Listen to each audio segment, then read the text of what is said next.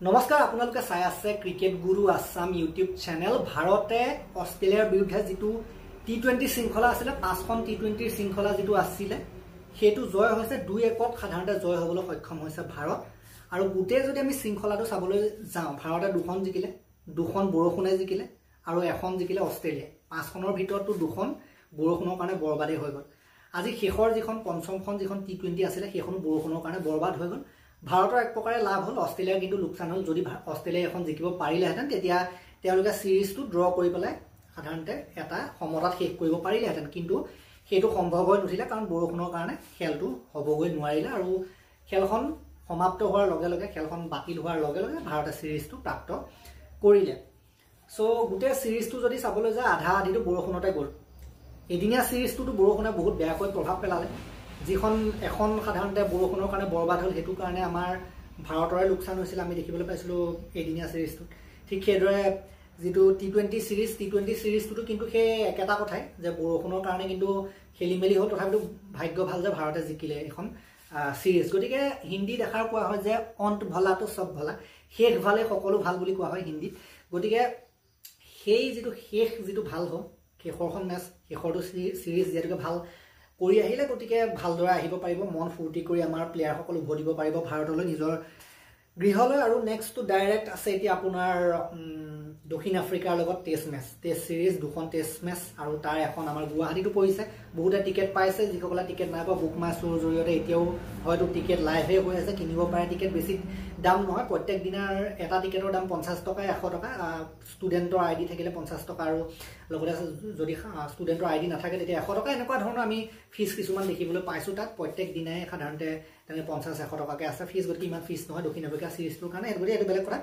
বাকী আজি যদি খেলখনৰ কথা ক'বলৈ যাওঁ, 4.5 অভাৰৰ বলিং হৈছিলে, তাত 52 ৰান কৰিছিলে আমাৰ ভাৰতীয় টিমটোৱে। প্ৰথম বেটিং কৰি এটা উইকেট যোৱা নাছিলে, গতিকে আজি এটা ভাল আশা দেখুৱাইছিলে, যদিও বা খেলখন সম্পূৰ্ণ হৈ নুঠিলে।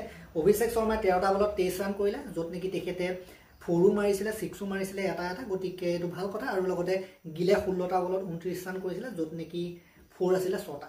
গতিকে গিলেও আজি অলপ ভাল ষ্টাৰ্টে দিছিলে, গতিকে ঠিকে আছিলে। আজি ৰান হ'লহেঁতেন, যদি সম্পূৰ্ণভাৱে খেলখন হ'লহেঁতেন তেতিয়া 190-200 থাকিলেহেঁতেন। ভাৰতৰ ষ্টাৰ্টটো দেখি তেনেকুৱাই লাগে।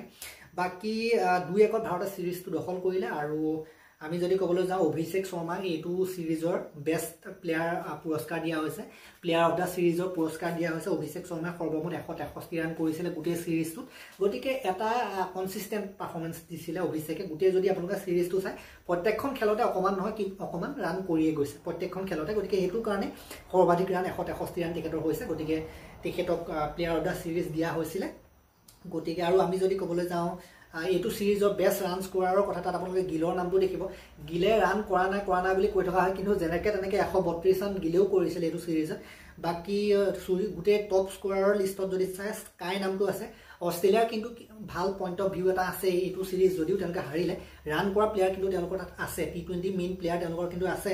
মই যদি ক'বলৈ যাওঁ, মাৰ্চে কেইটামান ৰান কৰিছিলে, লিষ্টখন চালে আপোনালোকে দেখিব, তাত ষ্টইনিছে কৰিছিলে, দেন টিম ডেভিডৰ নামটো আপোনালোকে দেখিবলৈ পাইছে। গতিকে তেওঁলোকৰ কেইজনমান প্লেয়াৰ ফৰ্মত আছে, সেইটো তেওঁলোকৰ কাৰণে ভাল কথা, ভাল দিশ। টি20 ৱৰ্ল্ড কাপো আহি আছে, ফেব্ৰুৱাৰীত হ'বই, 26 চনটো সোমালেই, বেছি দিন নাই। গতিকে অষ্ট্ৰেলিয়াৰ কাৰণেও কিন্তু প্লাছ পইণ্ট আছে এইটো সিৰিজত। আৰু বলাৰেও ভাল বলিং কৰিছে তেওঁলোকৰ। নেথন এলিছে এইবাৰ গোটেই সিৰিজটোত সৰ্বাধিক উইকেট ল'লে, 9টাকৈ উইকেট দখল কৰিছিলে নেথন এলিছে, যদিও বা হেজলউড মাজতে গুচি গৈছিলে, তথাপিও নেথন এলিছৰ বলেৰেও কিন্তু কাম দিলে তেওঁলোকৰ।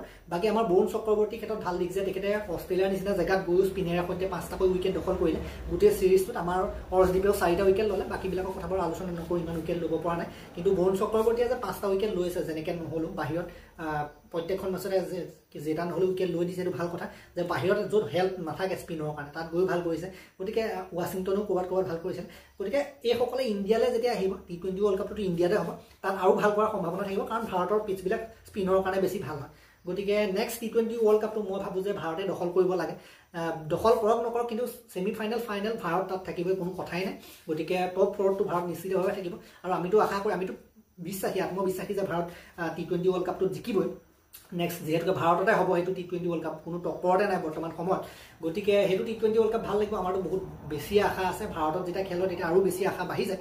গতিকে নেক্সট টি20 ৱৰ্ল্ড কাপ বেছি দিন নাই, ফেব্ৰুৱাৰীত সোমাবই, আহি যাব। গতিকে টি20 ৱৰ্ল্ড কাপৰ আগত অষ্ট্ৰেলিয়াত সিৰিজ জিকি অহাটো কিন্তু আমাৰ ভাৰতৰ কাৰণেও এটা ভাল লক্ষণ, কাৰণ আৰু বেছি টি20 সিৰিজ থাকিব, চাউথ আফ্ৰিকাৰ লগতো থাকিব। এতিয়া নেক্সট যিটো তেওঁলোকৰ লগতটো দীঘল সিৰিজ সাউথ আফ্ৰিকাৰ লগত এই বছৰটো গোটেইটো সাউথ আফ্ৰিকাৰ লগতে যাব নেক্সট আৰু কোনো সিৰিজ নাই ভাৰতৰ হয়তো সিৰিজ নাই ডিসেম্বৰ মাহলৈকে সাউথ আফ্ৰিকাৰ লগতে খেলি থাকিব ইণ্ডিয়া প্ৰথমতে আপোনাৰ হ'ব টেষ্ট তাৰ পৰা এদিনীয়া তাৰ পৰা 5খন টি20ও আছে হয়তো গতিকে একেৰাহে খেলি থাকিব গতিকে সাউথ আফ্ৰিকাৰ লগতে একেৰাহে খেলিব গোটেই সিৰিজটো গোটেই বছৰটো সাধাৰণতে সাউথ আফ্ৰিকাৰ লগতে নেক্সট শেষ নোহোৱালৈকে শেষ নোহোৱা পৰ্যন্ত সাউথ আফ্ৰিকাৰ লগতে খেলি থাকিব গতিকে নেক্সট তাৰ পাছত আকৌ জানুৱাৰী আহিলে ফেব্ৰুৱাৰী ডাইৰেক্ট ৱৰ্ল্ড কাপ গতিকে সাউথ আফ্ৰিকা ভাল টিম লাষ্ট টাইম দেখিছিলে তেওঁলোকৰ লগত আমি ফাইনেল খেলিছিলোঁ তেওঁলোকৰ টিমটোত ভাল ভাল টি20 বেটাৰ আছে গতিকে ইণ্ডিয়াৰ প্ৰস্তুতি ভাল হৈছে টি20 ৱৰ্ল্ড কাপৰ কাৰণে ইণ্ডিয়াৰ যিটো প্ৰস্তুতি ন সেইটো বহুত ভাল হৈছে বুলি মই ক'ব বিচাৰিম কাৰণ অষ্ট্ৰেলিয়া শক্তিশালী টিম ৱৰ্ল্ডৰ টপ লেভেলৰ টিম তাৰ পাছত সাউথ আফ্ৰিকা বিভিন্ন আইচিচি টুৰ্ণামেণ্টত ভাল কৰি আছে সেয়া পুৰুষ মহিলা আপোনালোকে যিকোনো আইচিচি ইভেণ্টে নাচাওক কিয় সাউথ আফ্ৰিকা ছেমিফাইনেল ফাইনেলত কিন্তু আছে প্ৰত্যেকবাৰ সেয়া WTC হওক সেয়া এদিনীয়া ৱৰ্ল্ড কাপ হওক সেয়া টি20 ৱৰ্ল্ড কাপ হওক সেয়া মহিলা ৱৰ্ল্ড কাপ হওক মহিলা টি20 ৱৰ্ল্ড কাপ হওক সাউথ আফ্ৰিকা সকলোতে দপদপাই আছে কিন্তু সাউথ আফ্ৰিকা গতিকে নক আউটত তেওঁলোক থাকে ফাইনেলত তেওঁলোক থাকে গতিকে সাউথ আফ্ৰিকাৰ লগত সিৰিজ খেলাটো ইণ্ডিয়াৰ এটা কিন্তু ভাল কথা হ'ব আৰু মই ভাবো যে তাত কিছুমান প্লেয়াৰ টেষ্টটো কৰক মানে টি20 ৱৰ্ল্ড কাপৰ আগত কিছুমান প্লেয়াৰ বনাই ৰাখক সেইটো মই ভাবো এতিয়া যিহেতু আপোনালোকে দেখিছে যে হাৰ্দিক পাণ্ডিয়া টিমত নাছিলে হাৰ্দিক পাণ্ডিয়া টিমত নথকাৰ কাৰণে হাৰ্দিক পাণ্ডিয়াৰ ঠাইত খেলিবলৈ প্লেয়াৰেই নাই গতিকে এই বস্তুবিলাক এইবিলাক যিবিলাক সুৰুঙা আছে যিবিলাক লুপ হোলছ আছে এইবিলাক গৌতম গম্ভীৰ সহিতে মানে টিম মেনেজমেণ্টে গোটেইবিলাক এতিয়াৰ পৰাই সেইবিলাক ভাল কৰিব লাগিব এদিনীয়া টিমটোৰ ক্ষেত্ৰত মই দেখিছোঁ যে এতিয়াও কিবা এ সিৰিজ খেলাই আছে প্ৰেক্টিচ সিৰিজ খেলাই আছে তাত নতুন প্লেয়াৰ ট্ৰাই কৰি থকা হৈছে সেইটো 2027 টি20 ৱৰ্ল্ড কাপৰ ক্ষেত্ৰত এদিনীয়া ৱৰ্ল্ড কাপৰ ক্ষেত্ৰত সেইটো ভাল দিশ ঠিক সেইদৰে টি20 ৱৰ্ল্ড কাপৰ আগতো এতিয়া কিছুমান মানে জেগা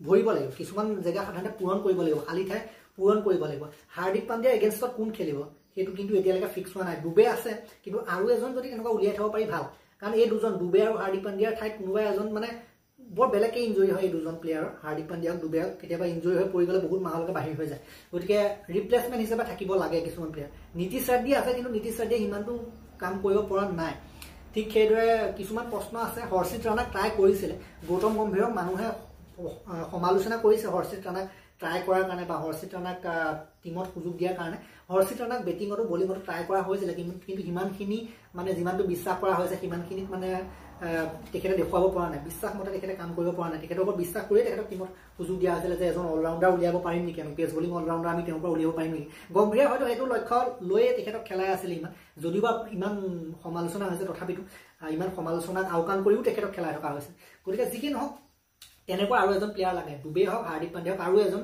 কোনোবা যদি থাকে ইণ্ডিয়াৰ কাৰণে এইটো ভাল হয় আৰু মধ্যক্ৰমত খেল চলোৱা মানুহ তিলক বৰ্মাৰ ওপৰত বিশ্বাস দৰ্শাইছে এইটো ভাল কথা পাকিস্তানৰ লগত লাষ্ট যিখন ফাইনেল আছিলে এছিয়া কাপত তাত কি কৰিলে আপোনালোকে দেখিলে ভাল প্ৰদৰ্শন কৰিলে সেই বস্তুটো আকৌ আগবঢ়াই নিব লাগিব তিলক বৰ্মাকো আগবঢ়াই নিব লাগিব বাকী জিতেশ শৰ্মাক সুযোগ দিছিলে আমি দেখিবলৈ পাইছিলোঁ ভাল কৰিব পাৰে আৰু মেইনলি চেমছনৰ জেগাটো অলপ খেলি মেলি হৈ আছে আমি যদি টি20 চাওঁ তাত দেখিছোঁ যে চেমছনে মানে জেগাবিলাক মিলা নাই তললৈ মানে চেমছনক কামত নিদিয়ে জিতেশ শৰ্মাই তললৈ অলপ কামত ভাল কৰিব পাৰে বাকী অপেনিংটো অলপ গিলে অলপ ঠিক কৰিব লাগিব গিলৰ ওপৰতো প্ৰশ্ন উত্থাপন হৈ আছে যে টি20 নিচিনাকৈ নেখেলে বাকী সূৰ্য কুমাৰো ইমান বৰ কেতিয়াবা চলে কেতিয়াবা সূৰ্য কুমাৰৰ বাৰু ষ্টাইলেই সেইটো সূৰ্য কুমাৰক সমালোচনা কৰিবলৈ নাযাওঁ যিদিনা চলিব কিন্তু কোনো পাত্তা নাপায় গতিকে সূৰ্য কুমাৰৰ ষ্টাইলেই সেইটো টি20 বিশেষজ্ঞ মানে সেইটোৱেই গতিকে তেনেকুৱাই প্লেয়াৰৰ সূৰ্য কুমাৰক ফ্ৰী হেণ্ড দিয়া আছে খেলাৰ ক্ষেত্ৰত তেওঁ তেনেকেই খেলিব বাকী হাৰ্দিক পাণ্ডিয়াটো আহি গ'লে টিমটো আৰু বেছি ষ্ট্ৰং হৈ যায় ন বাকী মধ্যক্ৰমত বিৰাট কোহলি নাই বিৰাট কোহলি থাকোঁতে আগতে আৰু বেছি ষ্ট্ৰং আছিলে গতিকে